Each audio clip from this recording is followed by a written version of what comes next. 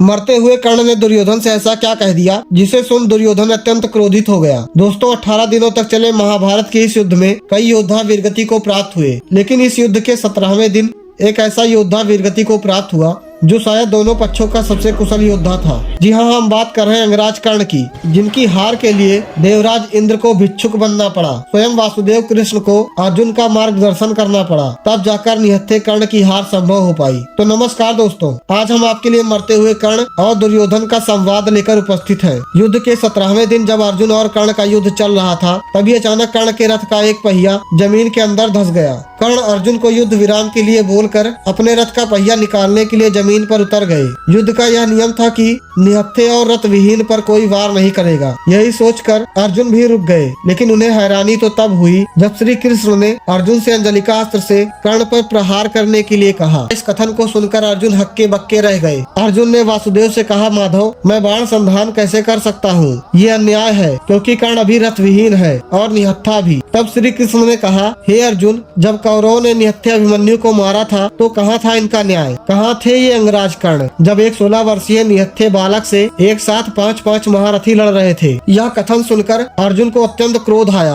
और अर्जुन ने अंजलिका अस्त्र से कर्ण पर प्रहार किया। कर्ण जब लहूलुहान होकर युद्ध भूमि पर गिर पड़े, तब एक एक कर सब लोग घायल कर्ण के पास आए और माता कुंती ने सभी पांडवों को बताया कि कर्ण ही तुम सबके ज्येष्ठ भ्राता है। यह सुनकर सब पांडव हक्के बक्के रह गए, सबकी आंखें आंसुओं से भर आई। अर्जुन ने कर्ण से कहा, हे ज्येष्ठ, मैं सत्य नहीं जानता था, परंतु आप तो जानते थे, तो आपने मुझे इस पाप को करने से क्यों नहीं रोका? भीम ने कहा, ज्येष्ठ, आपने मुझे तब क्यों नहीं बताया कि मैं ज्येष्ठ कौंतेय हूँ, जब मैं आपको सूतपुत्र कहकर चिढ़ाता रहा। सभी लोग कर्ण को घेरे हुए खड़े थे। तभी दुर्योधन ने गर्जना भरे आवाज में कहा, तुमने मेरे साथ छल किया है कर्ण। तुमने मुझे वचन दिया था कि आज कुंती का एक धनुर्धारी पुत्र मरेगा। कर्ण ने कहा, ठीक ही तो वचन दिया था मैंने मित्र, मैं माता कुंती का ज्येष्ठ धनुर्धारी पुत्र हूँ। दुर्योधन ने कहा, मित्र ऐसा मत कहो और मुझे छोड़कर मत जाओ, नहीं तो ये दुर्योधन अकेला पड़ जाएगा। मैं तब भी विचलित नहीं हुआ जब गुरु द्रोण मारे गए, और तब भी नहीं जब इन पांडवों ने पितामह भीष्म को बाणों की सैया पर लिटा दिया, क्योंकि मुझे तुम पर भरोसा था मित्र। मैं जानता था कि अगर मेरा मित्र राधे मेरे साथ खड़ा है तो मैं पांडव क्या, स्वयं देवराज इंद्र को भी परास्त कर दूंगा। मित्र, अगर तुमने मुझे बताया होता कि तुम ही कौरव और पांडवों में सबसे ज्येष्ठ हो, तो मुझे मेरे प्रिय भाइयों की सौगंध, मैं तुम्हारा हाथ पकड़कर तुम्हें हस्तिनापुर के सिंहासन पर बिठाता। मेरा सब कुछ ले लो मित्र, पर मुझे छोड़कर मत जाओ। कर्ण ने कहा, चुप हो जाओ मित्र, अब मेरा समय आ गया है और सब सुने।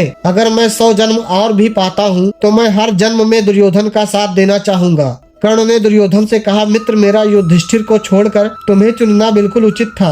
अगर तुम मामा शकुनी के बहकावे में आकर युद्ध न करते तो तुम आज भी हस्तिनापुर के राजा होते, परंतु तुमने अहंकार में आकर पांडवों के 5 गांव वाले प्रस्ताव को भी ठुकरा दिया, और उसका परिणाम यह हुआ कि आज हस्तिनापुर के लगभग सारे महारथी मृत्यु को प्राप्त हो चुके हैं। और यह कहकर कर्ण ने प्राण त्याग दिए। इसीलिए कहते हैं दोस्तों, क्रोध और अहंकार में लिया गया हर फैसला केवल नुकसान देता है। अगर कर्ण को माता कुंती ने त्यागा ना होता और कर्ण हस्तिनापुर का राजा बनता, उसके साथ महारथी भीष्म, गुरु द्रोण, अर्जुन, भीम जैसे योद्धा होते, तो पूरी पृथ्वी पर ऐसा कोई राज्य नहीं था जो हस्तिनापुर का सामना कर पाता। तो दोस्तों, ये थी आज की कहानी। आशा करता हूँ आपको ये वीडियो पसंद आई होगी। ऐसी और वीडियो के लिए वीडियो लाइक कर चैनल जरूर सब्सक्राइब करें।